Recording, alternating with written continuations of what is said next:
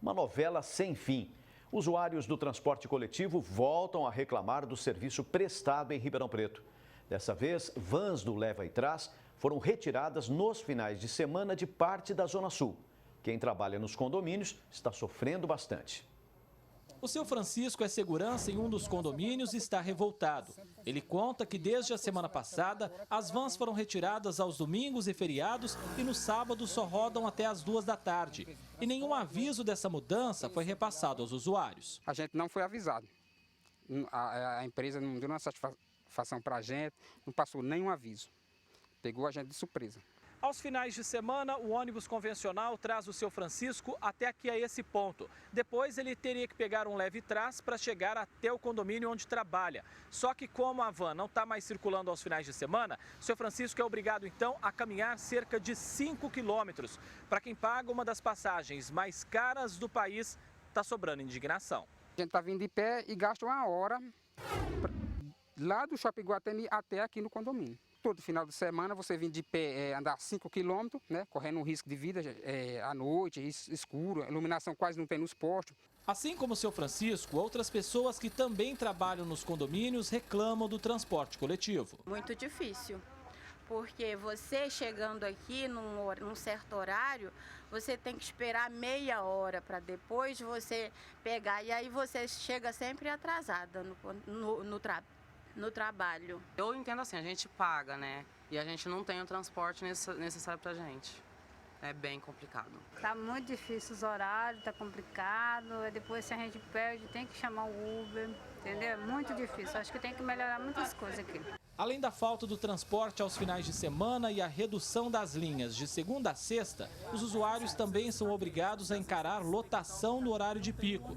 Para esse advogado, a prefeitura precisa cobrar que o consórcio pró-urbano atenda os usuários de maneira adequada. Ainda que seja uma empresa privada que presta o serviço, a prefeitura municipal tem responsabilidade de observar se as demandas estão sendo atendidas e, se não estiverem, agir junto do consórcio no sentido de existir as linhas que vão atender algumas localidades específicas, ainda que seja de final de semana. Recentemente, o Jornal da Clube mostrou que usuários do transporte coletivo de Ribeirão notaram mudanças nas linhas e quantidade de ônibus que circulam no município.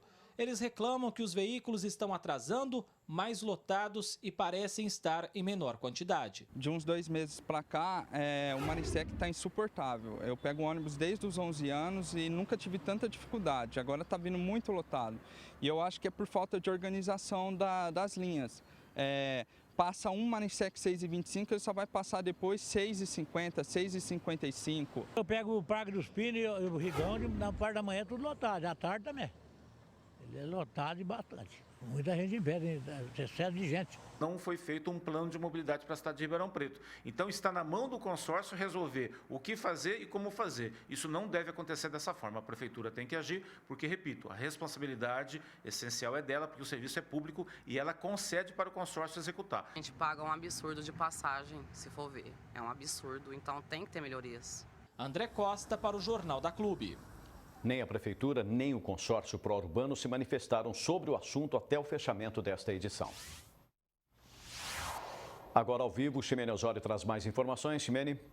Epulse Ribeirão tem investido pesado na mobilidade urbana, mas José Francisco, boa tarde. É preciso pensar também no transporte coletivo, que hoje, como a reportagem mostrou, tem muitas falhas. Boa tarde.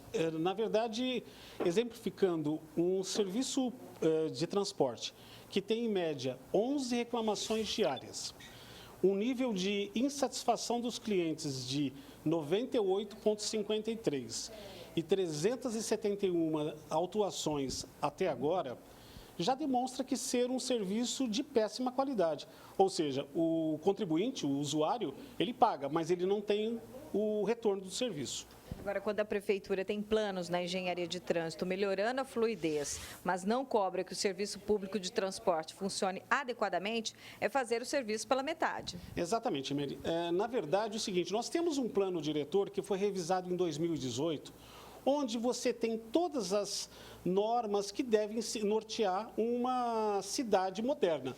Ou seja, nós estamos falando em macro-região, em região metropolitana de Ribeirão Preto, se nós não temos nem sequer trabalhado os problemas locais. Ou seja, e no plano diretor, o que mais nos causa espanto é que não está sendo cumprido o que está lá nas prerrogativas que fazem parte.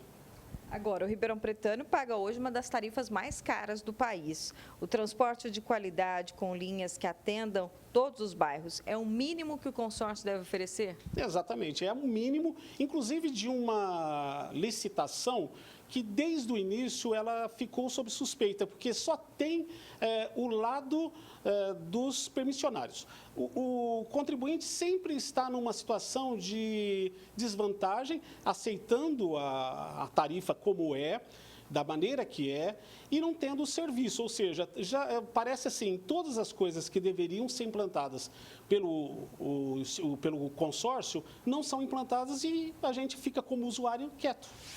Tá certo, muito obrigada pela sua participação no Jornal da Clube. E daqui a pouco nós vamos falar sobre uma polêmica envolvendo um vereador em Monte Alto. Pucci. Keishmeni.